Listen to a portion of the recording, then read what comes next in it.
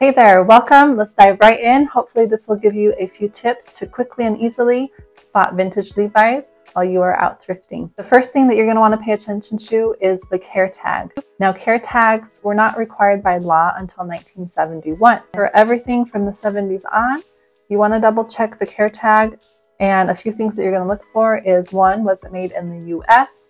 Levi produced all of their jeans in the US up until 2003. So if the tag says made in the US, that most likely means it is vintage.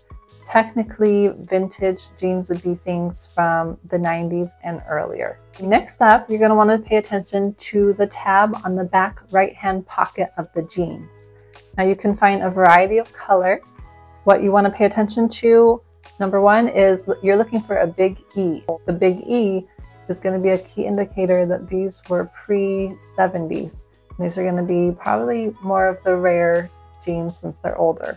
You may also come across a tab that is blank and only has the trademark sign. Levi has to produce, I think it's like 10%, the set number of jeans that only has the trademark sign so that they can keep that tab as their trademark rather than just the word Levi.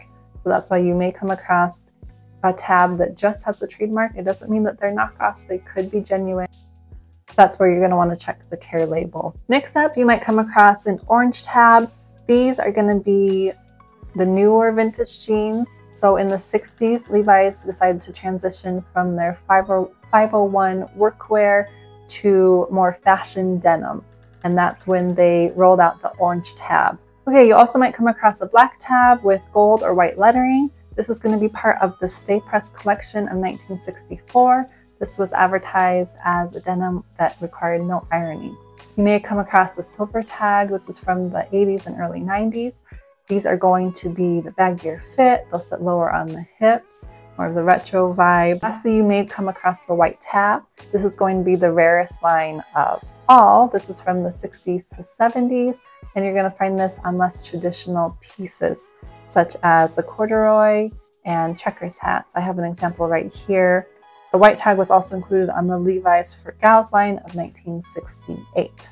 A disclaimer for you to keep in mind is Levi did roll out some reproductions of some of the most popular vintage styles. You may come across a red tab with a big E or an orange tab, and it's actually not vintage, it's a reproduction.